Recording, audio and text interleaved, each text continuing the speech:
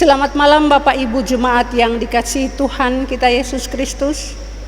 Puji Tuhan, malam hari ini kita diperjumpakan lagi dalam renungan malam Gereja Toraja Jemaat Tamalate edisi Rabu 9 Desember tahun 2020.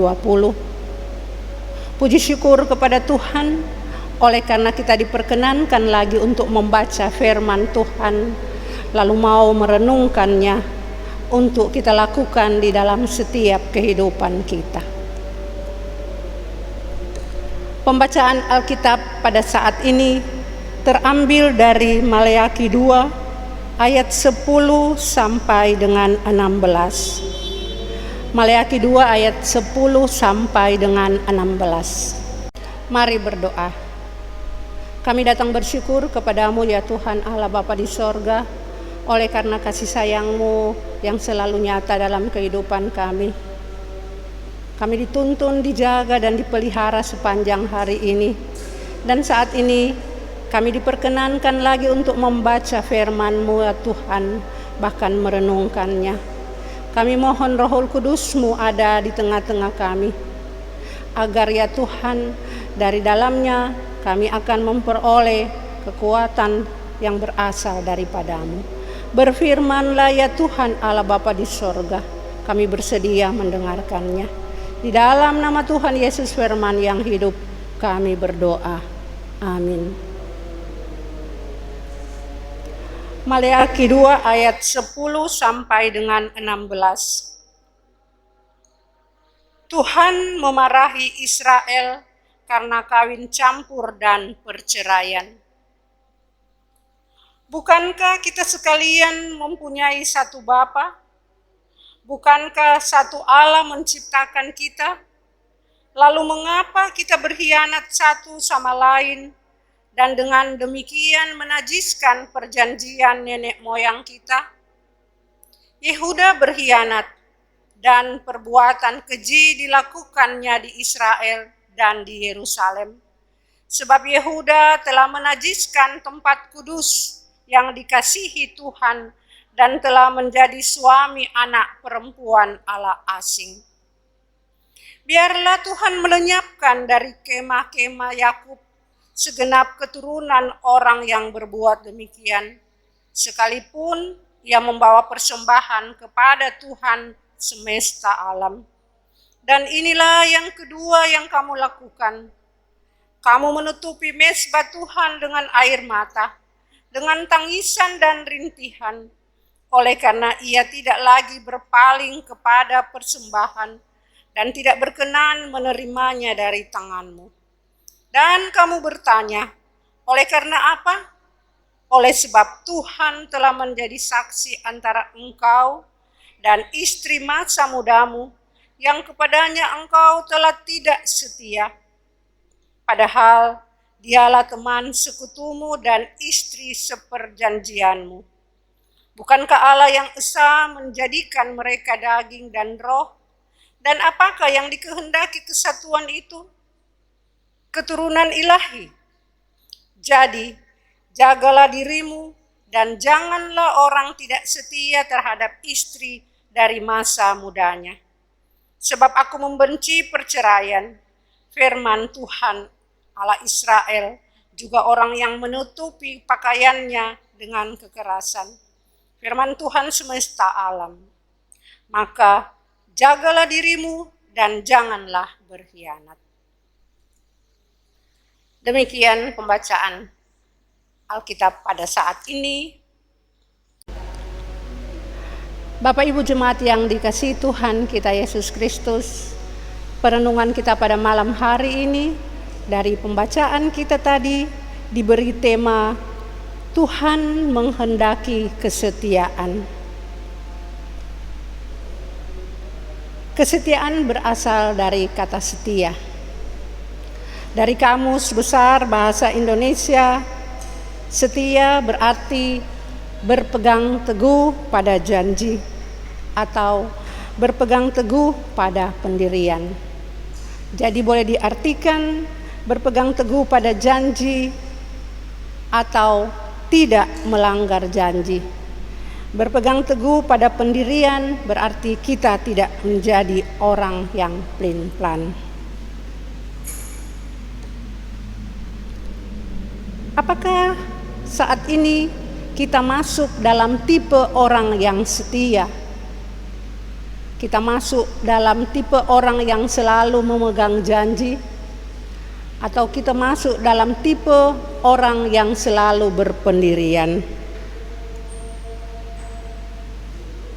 Banyak orang mengatakan bahwa kesetiaan seorang sahabat dapat diukur manakala sahabatnya masuk dalam satu pergumulan, masuk dalam penderitaan, masuk dalam kesengsaraan. Seorang sahabat yang setia tidak akan meninggalkan sahabatnya, tetapi akan selalu bersama-sama dengan dia. Bahkan seorang sahabat yang setia akan berupaya untuk mengangkat sahabatnya ketika jatuh dalam suatu pencobaan. Demikian pula dalam keluarga kita. Ketika suami, istri, anak-anak, saudara-saudara kita mengalami hal-hal yang tidak diinginkan, mengalami satu pergumulan yang luar biasa, maka kita tidak semakin menyalahkan, tetapi kita akan bersama-sama menyelesaikannya. Kita ikut menyelesaikan persoalannya dan tidak membiarkan mengatasinya sendiri. Nah, bagaimana hubungan kita dengan Tuhan?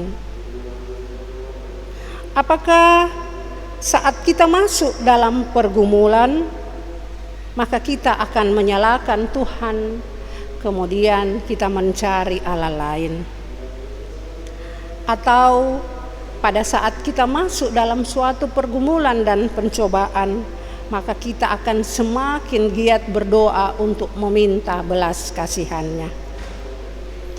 Atau mungkin pada saat kita mengalami suatu kesuksesan, mengalami keberhasilan, maka kita akan mengatakan bahwa keberhasilan yang kita alami semata-mata karena pintar dan hebatnya diri saya sendiri. Ataukah pada saat kita mengalami kesuksesan dan keberhasilan, maka kita akan semakin bersyukur dan kita akan semakin giat dalam pelayanan. Bapak Ibu jemaat yang dikasihi Tuhan, lewat pembacaan Alkitab pada saat ini bukan ditekankan pada soal kawin perbedaan etnis, tetapi lebih ditekankan pada soal kesetiaan terhadap warisan, janji, dan keyakinan nenek moyang. Bukan larangan beristrikan etnis lain, tetapi tentang kenajisan tempat kudus karena Allah asing yang dibawa oleh istri-istri mereka yang berlatar belakang etnis lain. Itu seperti yang terjadi pada Yehuda. Jodoh di tangan Tuhan. Namun demikian Tuhan memberikan kepada kita untuk memilih pasangan yang tepat untuk membawa suami, istri, anak-anak untuk menjadi orang yang tetap setia kepada Tuhan. Sekali lagi, kita dikatakan setia pada saat hubungan kita dengan seseorang tidak saling mengingkari janji, sehingga kita tidak masuk dalam kategori seorang pengkhianat. Nah, bagaimana dengan hubungan kita dengan Tuhan? Pengorbanan Tuhan Yesus di kayu salib sebagai bukti kesetiaan terbesar. Meski Yesus sering ditolak, dicemooh, dan banyak pihak yang menginginkan kematiannya, tetapi Yesus tetap setia sampai akhir pada misi Bapanya, yaitu untuk menyelamatkan manusia. Dia rela menanggung derita bagi orang-orang yang terbukti tidak setia. Kesetiaan seperti inilah yang mampu menjamah hati setiap kita, sehingga kita yang tadinya tidak setia berubah menjadi pribadi-pribadi yang sangat setia, selalu rindu membalas cinta kasihnya. Kalau dengan orang yang pernah 1-2 kali berbuat baik terhadap kita, maka kita enggan untuk menyakitinya. Apalagi dengan Tuhan Yesus yang berulang-ulang kali memberikan yang terbaik di dalam kehidupan kita. Apakah kita akan tidak setia kepadanya? Jawabannya ada di dalam diri kita masing-masing. Semoga kita tidak menjadi seorang yang masuk dalam kategori tidak setia atau seorang pengkhianat. Bapak Ibu jemaat yang dikasihi Tuhan kita Yesus Kristus, saat ini untuk mendapatkan orang baik sangatlah gampang, tetapi untuk mendapatkan orang yang setia adalah susah gampang. Kalau Raja Daud, Salomo, Ahaz telah melakukan hal-hal yang menyebabkan mereka tidak setia kepada Allah karena kehadiran orang lain, dalam hal ini istrinya, biarlah kita semua tidak tergoyahkan kesetiaan kita kepada Tuhan Allah oleh karena kehadiran orang lain di samping kita. Bahkan kesetiaan kita kepada Tuhan Allah akan mengakibatkan orang lain yang ada di sekitar kita akan semakin setia kepada Tuhan, karena itulah yang dikehendakinya. Semoga kita semua didapati selalu setia kepada Tuhan kita Yesus Kristus. Amin. Kita akan bersama-sama berdoa syafaat. Mari berdoa. Kami datang mengucap syukur kepadamu ya Tuhan Allah Bapa di sorga, oleh karena kasih setiamu dalam kehidupan kami. Kami diperkenankan lagi malam hari ini untuk melaksanakan renungan malam Gereja Toraja Jemaat Tamalate. Di dalamnya kami telah membaca firman-Mu, kami telah merenungkannya ya Tuhan. Kami mohon Engkau memampukan kami untuk melakukannya di dalam setiap langkah hidup kami. Terima kasih Bapa di sorga, oleh karena Engkau telah mengajari kami arti kesetiaan. Karena kesetiaan-Mu yang begitu luar biasa telah menyelamatkan dan mengubah hidup kami. Mampukan kami agar tetap setia, bahkan membuat orang lain di sekitar kami menjadi setia kepadamu. Terima kasih Bapa di sorga, Engkau telah memberikan satu tim multimedia yang selalu setia dalam mengangkat tugas dan pelayanannya. Biar mereka semakin diberkati dari hari lepas hari.